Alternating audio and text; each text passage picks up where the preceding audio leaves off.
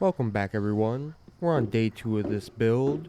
Yesterday we got the green plate on, we got the beams set and prepped, and we got the joist started.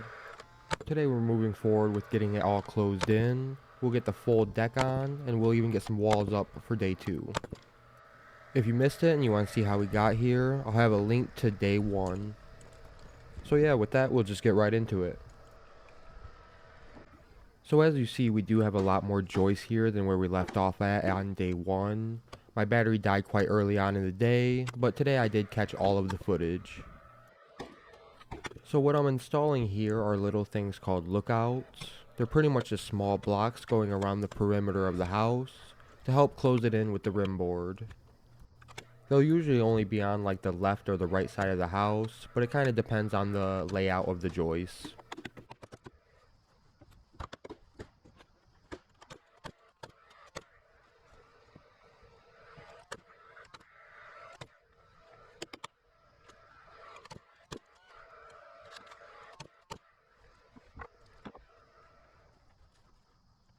As you see here, that double joist is sistering that other joist.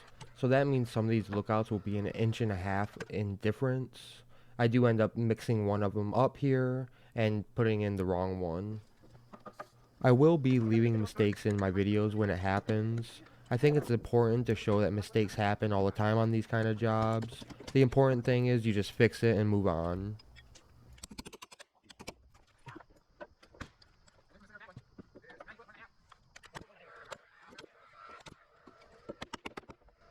That slider's got a weird RO on it.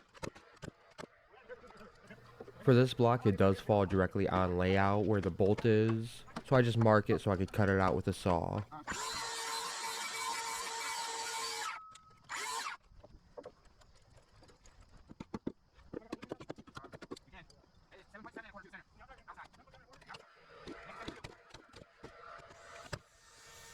After I nailed it, I noticed that this block was about a quarter past the red line.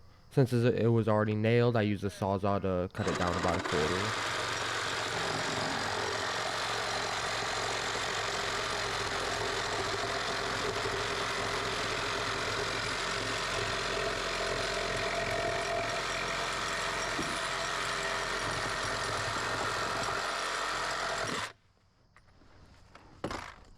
It's not perfect, but it'll do.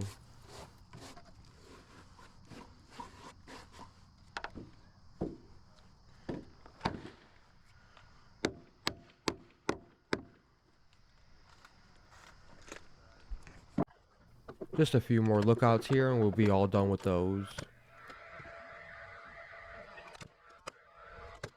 You mostly just need to make sure that these are standing up straight, they're on layout, and they're nailed in correctly.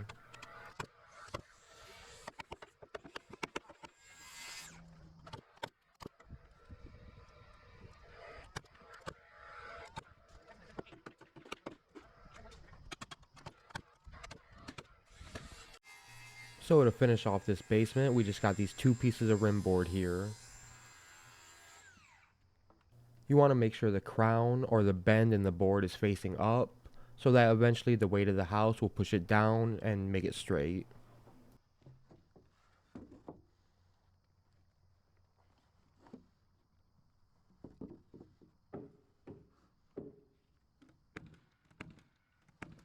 What I like to do here is just get it into place, get one nail on the left side, one in the middle, and then one on the right side, then nail all the lookouts after that.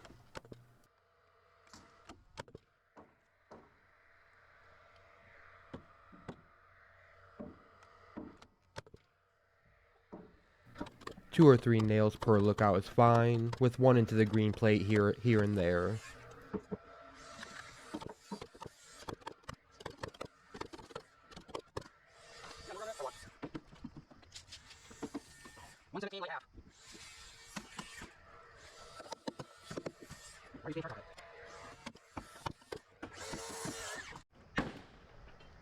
Last piece of rim board and we're ready to get this thing decked out.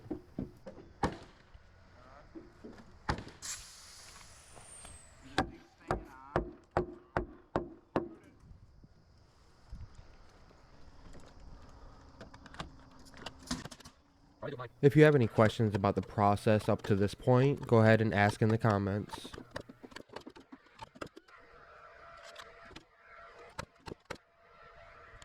So to get started with the first floor, the most basic process is you snap a 4-foot red line, usually on the longest part of the house, which is the back or the front. We'll get a whole row glued, then start flopping sheets down. For this first house, I did most of the gluing and moving of the sheets, while the other guys nailed and did a lot of the cutting.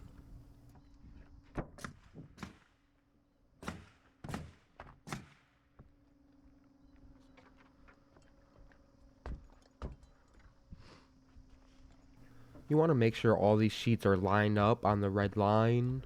Then you want to make sure that the seam that it's breaking on has enough room for the next sheet to break. I'm doing the same thing here. Only leaving a clip.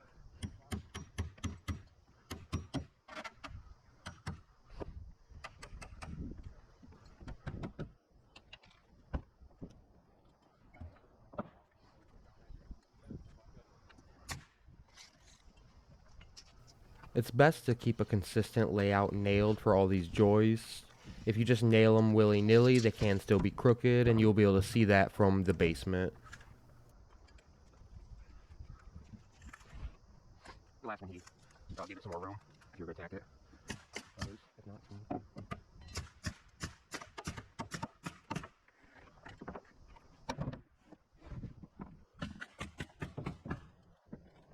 The nailing of all these joists usually take the longest for this process, so we usually move ahead and get the next sheet ready, get it tacked, and then get it all laid out. We're still sticking with the standard 16 inches on center layout.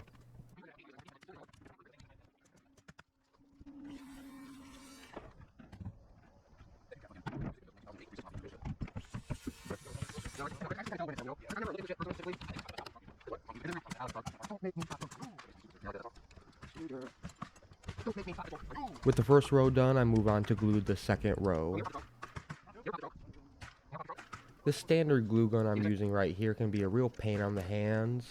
We do have an electric glue gun which we use sometimes. I feel like it uses a little bit too much glue sometimes, so we just don't use it, all the time.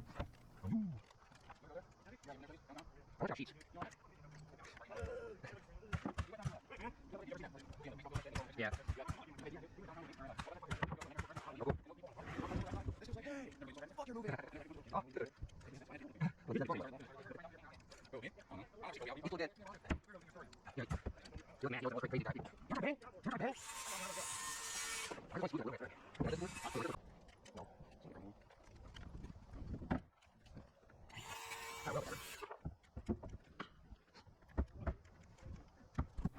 The pacing of the work might seem a little weird in relation to how long the video is. The video is about 35 minutes, but for how long it took us to do this deck, we did it in about around 4 to 5 hours for that day.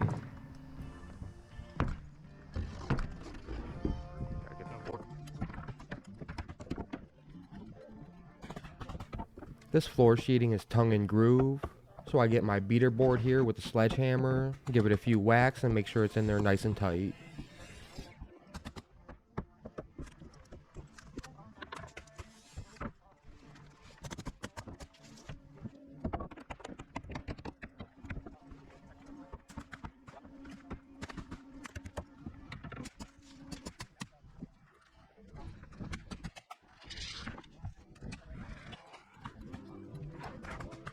I start gluing row 3 while my coworker gets some plywood ready for the next row.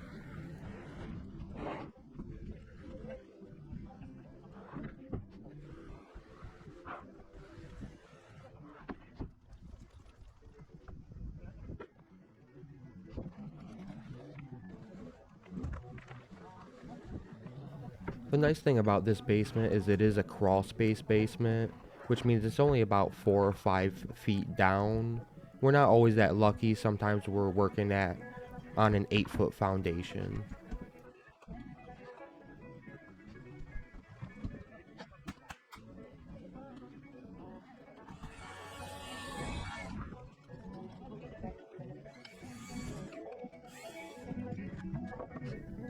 For these glue guns, you just pop it in, cut off the plastic tip.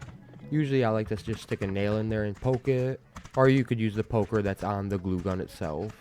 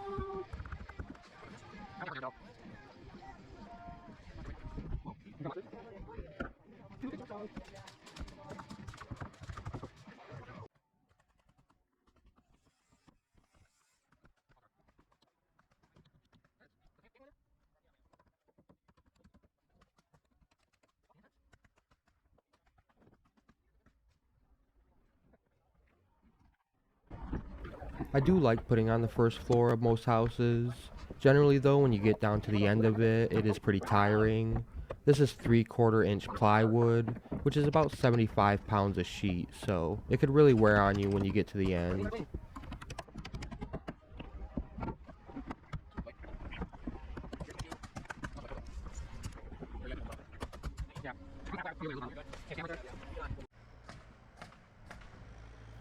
Right here I'm cutting a little scab board to attach to one of the joists. Sometimes the layout switches around, so each sheet doesn't always break correctly. So you just put on one of these and then you should be all set.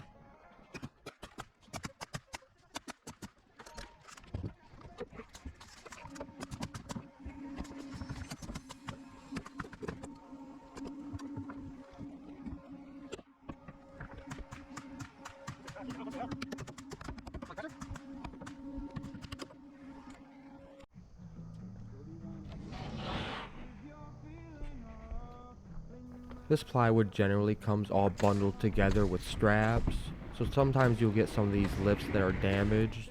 You do want to kind of open it up and return it back to normal, or else the next sheet won't slip in correctly.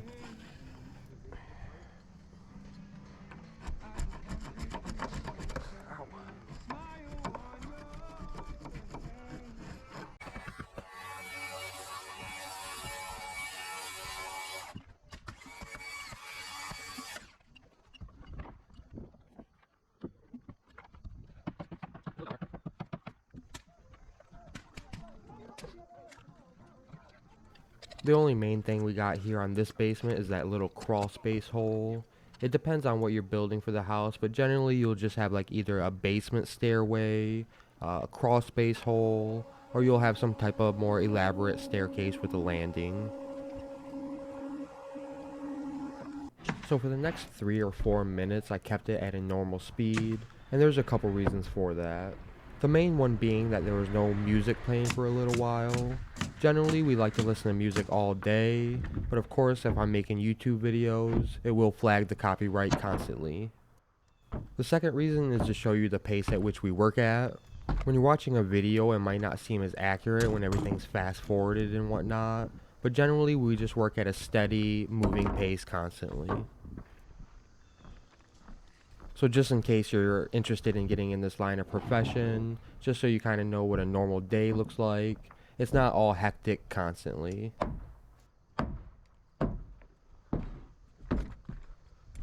For this first house, we actually had one of our guys on vacation as well, so we did only have 5 guys on the job for the first 3 to 4 days.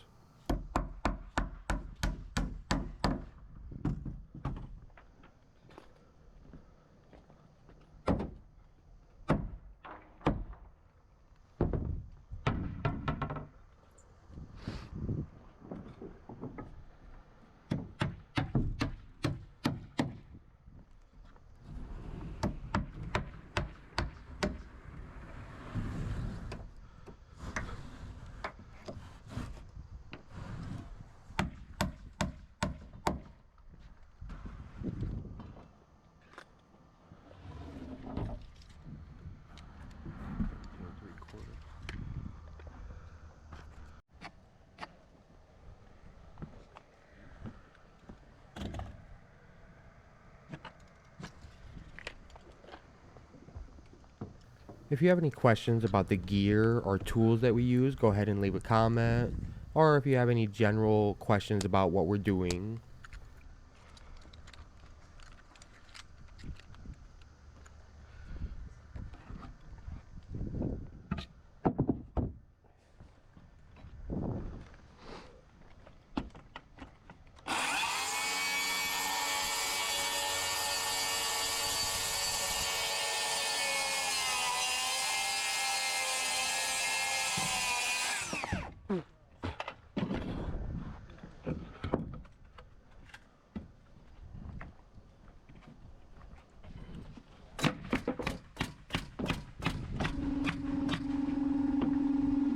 You don't always have to use a sledgehammer if it slides in good enough by itself.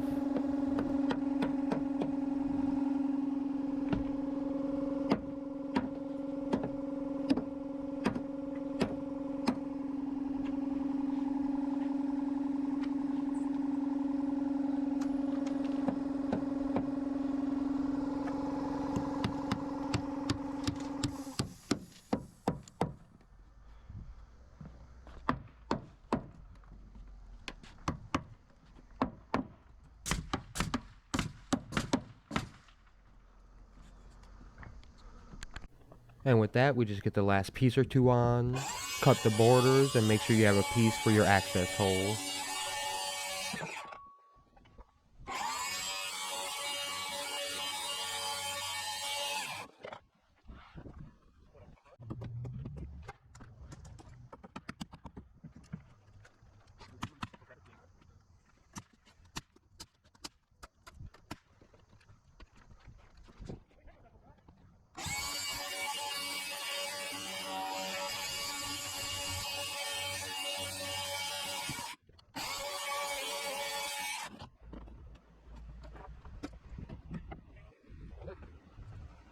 With the deck being done, I like to get it all cleaned off and looking nice.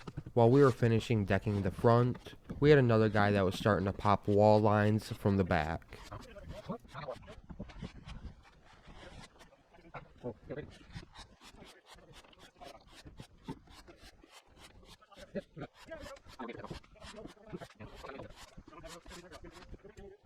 So now we get to the most iconic part of house building, the walls. We're going to start off with this side wall. What I got in my hands are a couple of window headers. They're just a couple of 2x10s or 12s, sandwiched between a piece of plywood. These will be the supports for above the windows. The best way to go about this is usually you start with clearing the area, you lay out some studs, and then you separate the bottom and top plate. The first thing I do is help to get buck numbers for the windows. Bucks are what go under the window headers and help hold it up. and that pretty much determines the height of the window.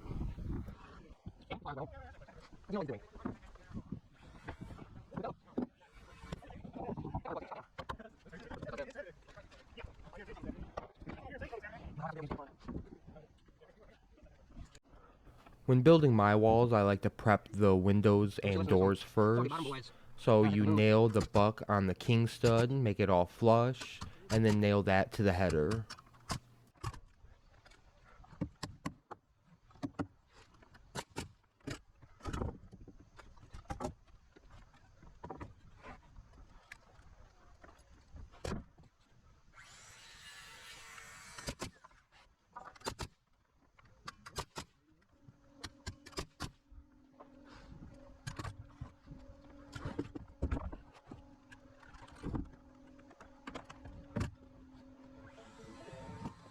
You really want to make sure you're nailing these correctly and safely.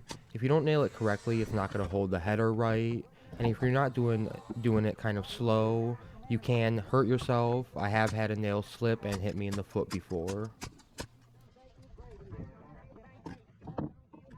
This right here is a corner, which you have on pretty much every wall. It's going to be just one stud nailed on the other, and then when you have it lifted up, the other wall will butt right into it and give it room for the drywall nailer as well. And with that, just make sure you're nailing everything in the correct spot.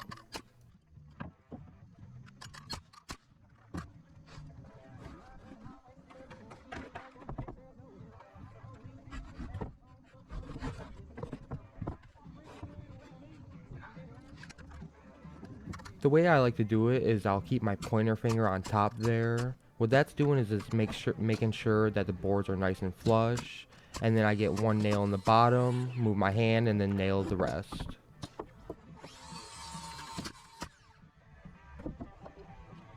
If you're not nailing things flush, that will eventually lead to problems for the other trades when they get into the house.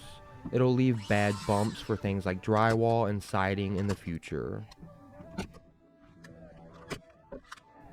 What I'm nailing right here is kind of like a inside partition corner. It's like a corner with an extra stud nailed on top as well, and that's where one of the inside walls will butt into the outside wall.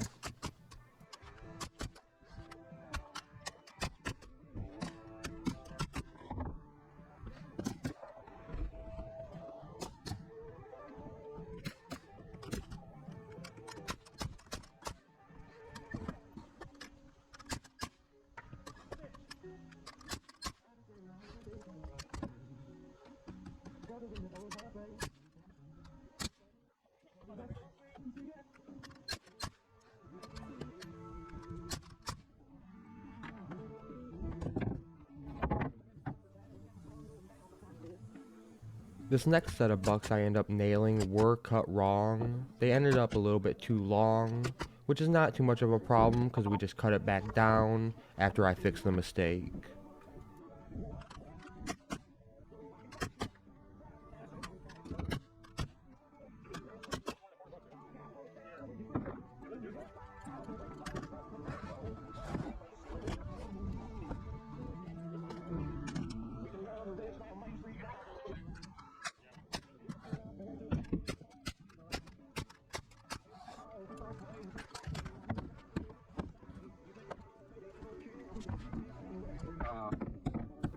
If the bucks were too short, we would have had to tear them apart and then put ones at the correct height.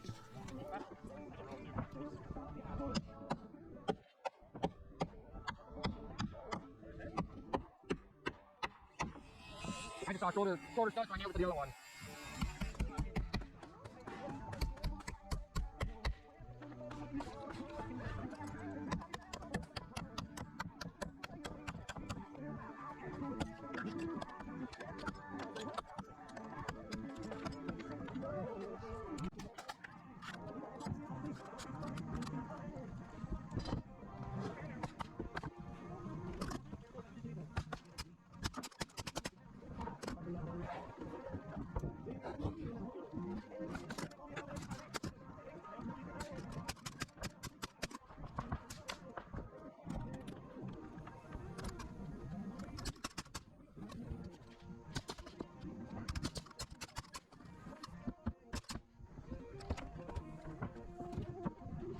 So after you nail everything to the bottom plate, just move on to the top plate.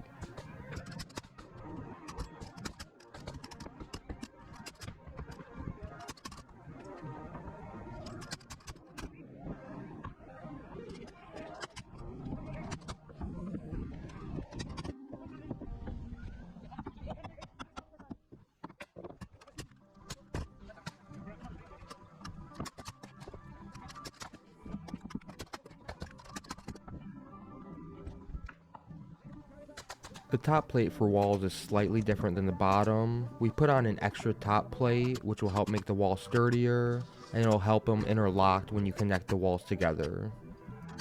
I'm also nailing on these small crypt blocks above the window headers, so then there's not any big gaps and it's not so flimsy.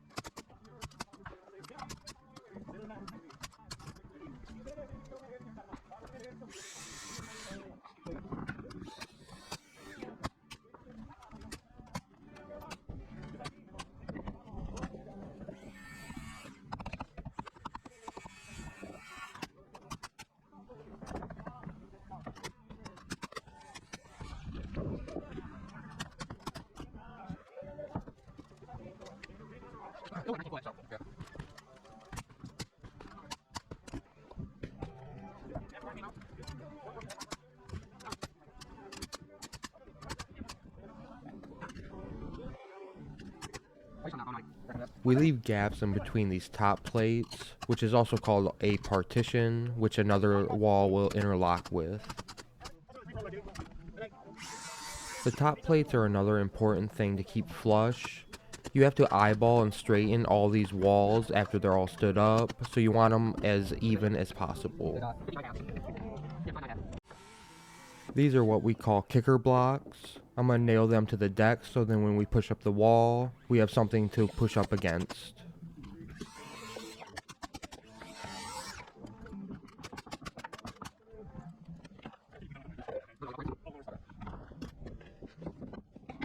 While I was building the wall, we had another guy cut the pieces out for the windows. These are usually called cripple blocks, and they're just shorter studs to help with the window height.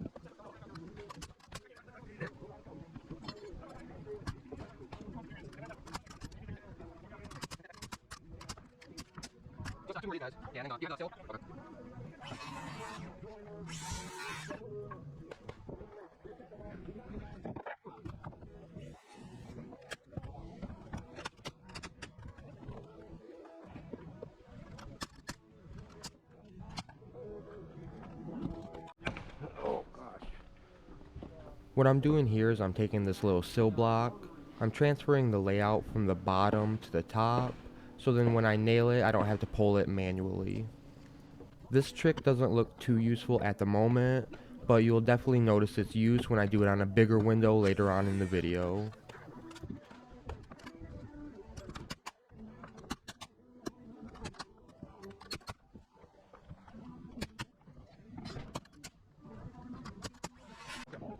So I finish that wall and I leave it for a few minutes. I go to help my coworker out with this other long wall on the other side of the house, and then eventually we go and lift the other wall after a couple minutes.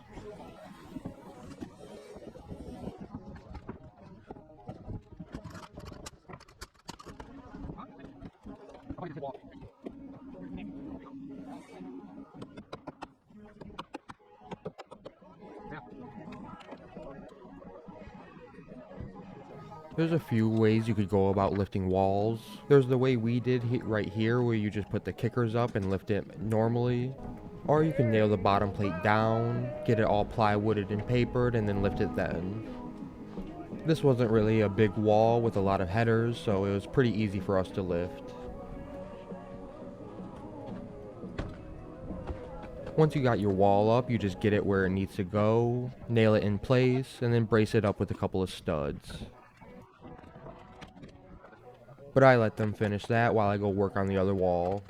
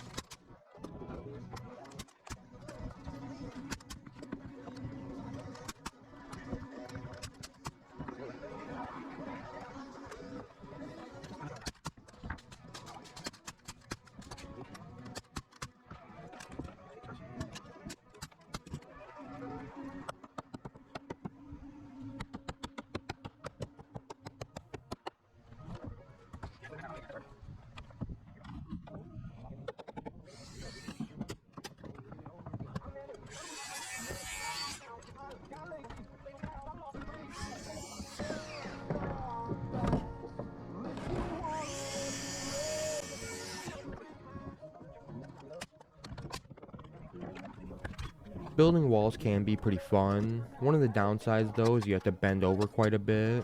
So on days like the next video where you're literally building walls all day, it can wear on you if this is something that you might be considering doing in the future.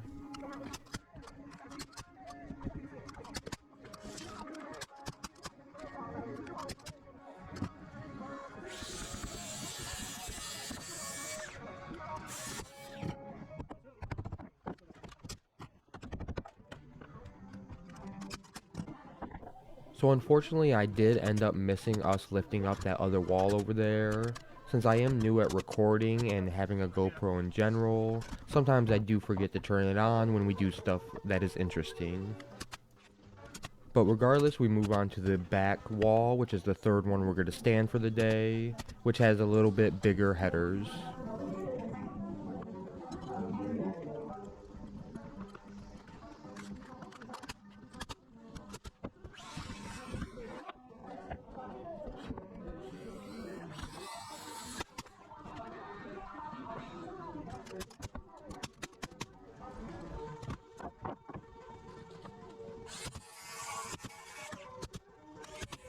With these headers being bigger, I think over 6 feet or so, it does require a double buck under the header.